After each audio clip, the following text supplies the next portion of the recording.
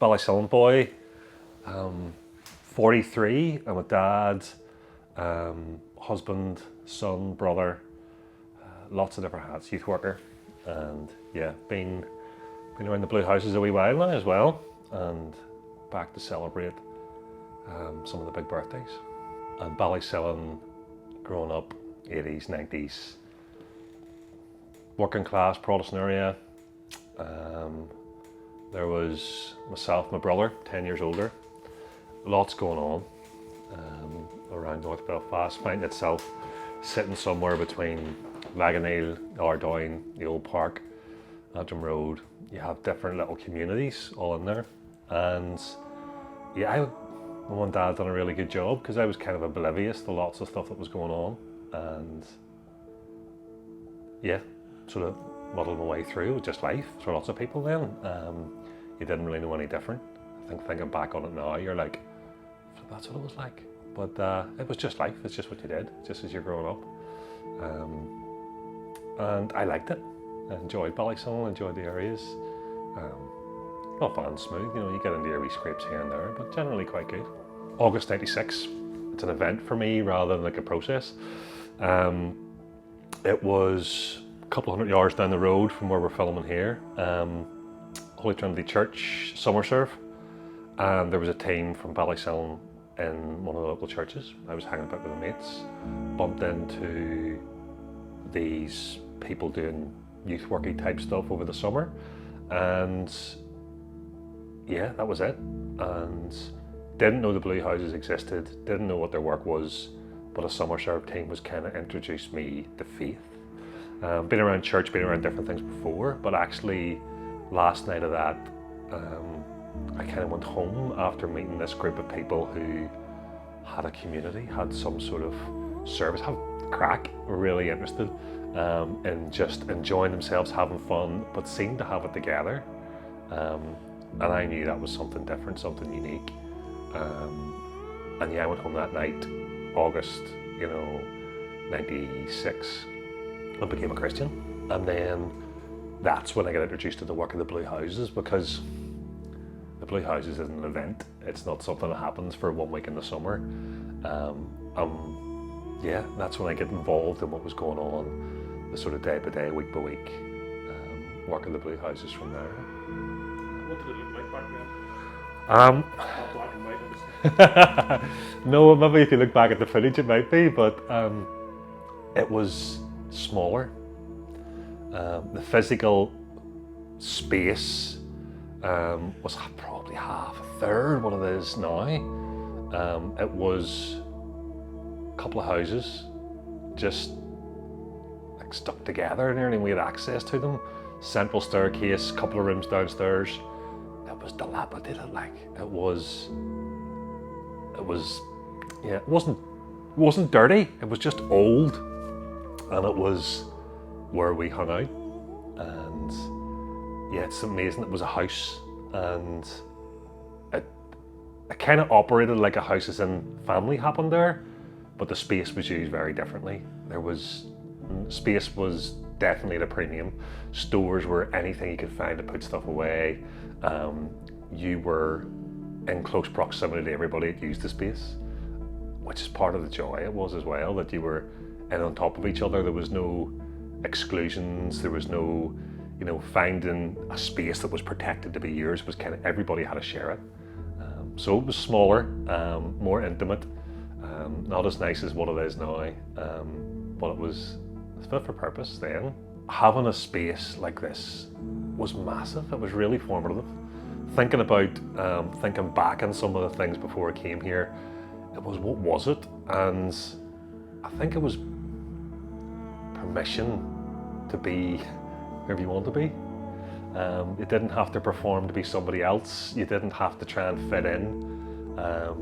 You were allowed to be who you were, explore that, make mistakes, and also be like mentored. I'm thinking of names of people. Like Miriam had a massive influence. Brandy was a rocket, was a guy who was here, and only when I think back on it, it's like, oh, we were mentored as a child. It's like, no, I didn't have a mentor. And you think back, actually, it wasn't a formal relationship where you sit down and have a contract or this. It was just every day mentoring relationship with older peers who were really helpful and interested, with permission to be who you wanted to be and make your mistakes as you went. Because I was kind of an older teenager when I came here, there wasn't the homework club, there wasn't the sort of younger provision because it was too old. So I was pretty quickly moved into a volunteering role, helping. And yeah, those formative years between doing my A-levels, I wanted to be a teacher for some strange reason. It was like, oh yeah, but not a real teacher. I wanted to be a PE teacher. And I was like, yeah, and that changed as when I was doing my A-levels, when I came around, had my interviews, I was like, right, okay. But I went to Bible college, and I actually think there was people who came in this very room. There was people who came from Bible college who were doing a placement, and I'm like, that's an option? Like, what does this mean? I didn't know that's what it looked like. So yeah, I went to Bible college. I spent 3 years studying their theology with youth work and counselling. I went and worked for the church, and yeah, that was interesting because my background was here, and working for an established church, I think we may not have been the best fit for each other, me there and them for me. So kind of meandered my way out of the church, but found myself for the past 20 years in the YMCA. So I've been working in the voluntary sector around youth work, running youth centres like this. I used to run one in Carrick because I knew how to do it. I'd seen it done well. So I spent a few years on that. And then I moved to Belfast YMCA, and yeah, my job now is in schools mostly, so probably about 500 young people a year, and I kind of describe myself as a short-term journeyman with people, and that's not what the BlueHouses is, but I say because they are the long-term. You don't just fall in the step people for a while here. This is, you do it all. You have people who are kids here who are now parents and their kids are here. So I've experienced some of that, and then taken a lot of the good stuff that I've learned, and it's stood me in good stead in my career. Probably rapport and relationship is two of the key things that I carry into my practice. The youth workers here were not disciplinarian. There wasn't a case of come and conform to the rules. Now, there had to be rules. There had to be some sort of structure that kept people safe. And when you think back now to the stuff we were getting up to as kids, it was like flip. And now looking as a leader back to what we were doing, it was like, oh, you can see how foolish it was. But again, we had permission to make mistakes. But relationship and rapport they're my two tools that I use most in my work. I am a guest in most people's schools. I get to spend a short amount of time, a matter of weeks or months with people. And if there was no rapport relationship, I think the impact of my work is so much less. And that comes from the pedigree of the work here. It's not all flash and show and performance. As I said, it's not an event. It's consistently walking with people in an honest and real way. And I think that's other words that come from the BlueHouses about that honesty, good and bad honesty, because life is not always smooth. But the BlueHouses gets to be there when it's up or down. There's lots, and I probably need reminded of all those great stories as well. I'm a visual learner. You can't just remember things like all the time. Like, I definitely can't. Yeah, it's like, you maybe need to be, remember this? And you're like, was I there? And you're like, oh yeah, it was. And it was me. But I can remember vividly some of the pictures of this and the stories that go with it. And I remember where we were as a visual learner seeing this. We were driving from Lisburn back from some Youth for Christ event. Miriam was driving, Brandy was in the passenger seat, and it was really wet night. And then Brandy wound down his window, sticks his head out as they're driving through puddles. So both of us driving with our heads out the side of the window of the car, trying to get ourselves splashed, as he turned around and looks with this muck just dripping off his face. I'm like, these are my people. Like, these are the headers that I want to spend time with. Those simple stories about community, fun, every day. they're amazing. And then that's the stupid, the silly things, the young people barricading themselves in the room and saying they're having some sort of protest and trying to get them out to do it safely. And other ones of going to people's funerals, hard times, and standing with others that doesn't need a big conversation, and you're there. Or celebrating with people when the great things happen. There's weddings, there's celebrations, there's children, and you're like, there's as you said, a whole book of stories, a whole legacy behind that relationship and that moment when you're standing with people.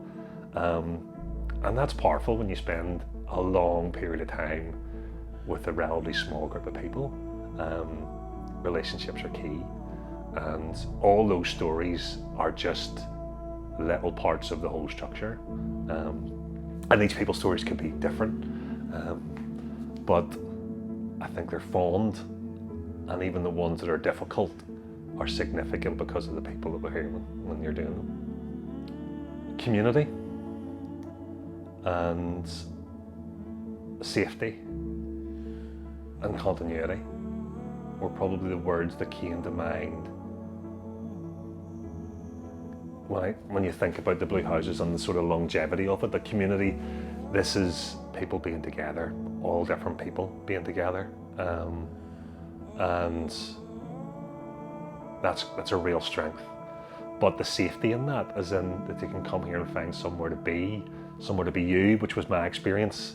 Even as my experience moved on to being a young person who was here, to being a board member, to spending time here on placement when I was studying, that community was significant. And it wasn't always easy being a board member. There were challenges personally. There were challenges in terms of what life brings along, and we journey bits of that with each other. And challenges in terms of the work and the funding and all the sort of things that go with it. But that community was significant. And the safety that comes with it was a place where you didn't fear to go, but actually you went to feel safe, because lots of the things is changing out there. The world has been changing for a long time, as it does, but I think this decade is significant for young people. I think there is once in a generation, or long, maybe 2 or 3 generations, where 10 years is significant. I think looking back, and maybe we're halfway through this, pre-COVID, how things were changing, COVID, and what comes next. Lots of change, and that's unsettling. Maybe not overtly, but there's no sure foundation, and that safety is what's found in the BlueHouses. So community, safety, and continuity. They're not here, as again I've spoken this as an event. BlueHouses is not an event, it's a place which continues to be, and those ... are whatever that is: relevant, useful, helpful, safe, all those things. And that is a significant part of the story in the BlueHouses. Its longevity, its continuity is significant. I think the BlueHouses has a reputation among youth workers that I come in contact with, and I'm kind of careful not to steal their glory because they have a good name, and because people know that this is not a cushy number here, it's a difficult station, and they know that people have served here really well and continue to do that. So when you talk about the BlueHouses, like, I know the BlueHouses, and you can't take credit for being it, because I am not the BlueHouses, but people know when you have experience of my time there, people will, what was it like? And suddenly it goes to the stories. Who's the names? Who's the characters? Who was about? It's a small group of people and staff who've been involved. There hasn't been a massive turnover, which says something. In an industry which, people could serve their time and move on. But there's also the characters that people have worked with over the weeks, months, years. Characters who, you mention their name and you've got 100 stories with one of them. You mention a few people. What generation were you? Oh no, they were just coming. Oh yeah, we're there now. I used to hear stories about them. So there's a connection between the work and the community of the BlueHouses. And I know people now who were involved one night a week, volunteering for a year, to people who have been involved as board members for 20 years more. So there's a real community with that, and the stories are shared, and the impact of that is interesting, because you know that it's not just turning up and providing a youth club. It's real stories, real people, real impact in the hardest of circumstances.